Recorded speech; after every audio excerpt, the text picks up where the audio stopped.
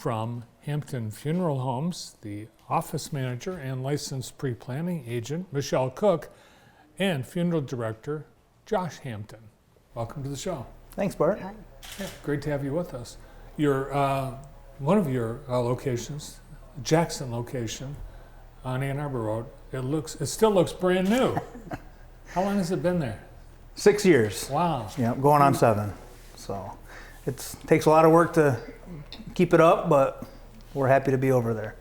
It looks great, and I've had a chance to be there when you were brand new and get the complete tour, but I've also had a chance to visit friends who've had a loss, and what a great, it's just so comfortable and comforting, the environment that you've created there. Yeah, we want it to look more like a place where people can celebrate their loved ones more than just that dreary funeral home, kind of depressing, and so the bright colors and the atmosphere, I think, helps with that a lot. Yeah, and you're right. Funeral homes, they can all look the same, and a lot of the parts of a funeral home is just not pleasant. It's not a pleasant environment. Yeah. You know, of course, it's not a pleasant time. Right. Mm-hmm. But what you've done to make it more comfortable for families is really, really nice. Yeah, it's interesting. We're having more and more celebration of life, so it's kind of more of still a difficult time, but people are trying to celebrate and remember and have a good time. That's kind of even spilled out to outdoor events. Even at the funeral home, we've put up tents, and so it's interesting to see how things are changing and where it's going. So. Well, you've had to make some changes, particularly because of the pandemic. It was so sad. I know many people had someone that they lost during the pandemic, and they weren't able to have any closure. Right. Yeah, we were limited to, at one point it was just 10 people that we could have inside the funeral home at once. So things are back to normal. Everything's the way it used to be. So it's nice to not have to stand guard at the door and count people as they come in. So. And I know a lot of people, they said, well, we're just going to wait. Yeah. And you know what? I think a lot of people waiting, we're still waiting. Yeah. Mm-hmm. Yeah.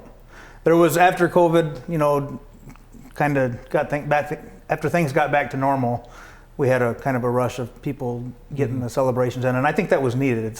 It's good to, you know, you just can't put that off. You need to be able to have some outlet for it. Yeah, and I think too, because, and I know people that they had to make plans after someone passed away, and that was hard to do. Mm-hmm. A good reason. Hopefully we'll never have another pandemic, but it's a good reason to get everything done ahead of time. Right. The pre-planning is so important, really. And if people realize, you know, the worst time to plan a funeral is the day after somebody dies. Everybody's grieving. There's so many decisions and things that need to be done, and it's just really difficult for the families at that point. And so we encourage people to come in and do pre-planning at our facility. We have 2 licensed pre-planning agents. We have 4 directors. So we have a lot of people to help assist with that type of thing. And then with pre-planning, there's also the prepayment, which is encouraged. That helps eliminate the cost of inflation in the future, because those costs are held for our services and any of our merchandise that are purchased, whether it be a casket or urns. Yeah, it's amazing what the funeral director and the funeral home is responsible for, and essentially everything. You handle everything. And it's great. I mean, for me, my mom passed away last fall, and it was the funeral, the couple that ran the funeral home in North Carolina that we worked with. They were amazing, and they had such an impact on us, and that's what you guys do. Yeah, we try, and back to what Michelle said, you know, for the pre-planning, it's not, even if you don't go as far as paying for it, just having your wishes written down really helps the family, because so many times you hear, I don't know what they wanted, or what do you think they wanted, and it's just nice to have wishes written down. So. Aretha Franklin, they found a piece of paper in the couch Yes. that apparently Right. has some more Yeah. wishes of hers on it. Right, right. Yeah. And even in pre-planning, you know, I've had different folks that'll ask me, well, do you think I should do this, or how do I handle this situation?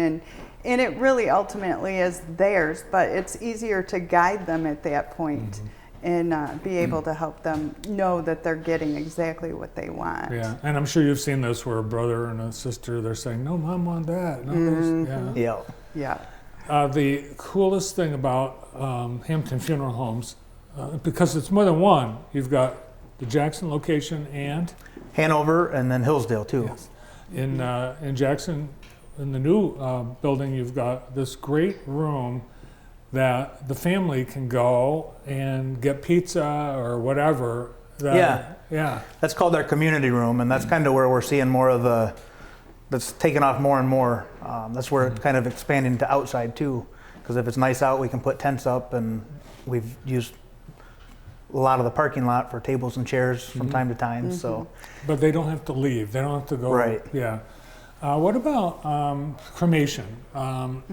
Is that leading the industry now? Are we seeing more I would of say, yeah, we're seeing more and more of that. Michelle brought some things today.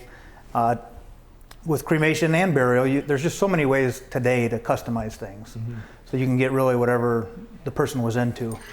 She brought some jewelry that we have that you can put a portion of cremated remains in. And All right, so these are jewelry pieces where cremains Yes. can be. They would go in these.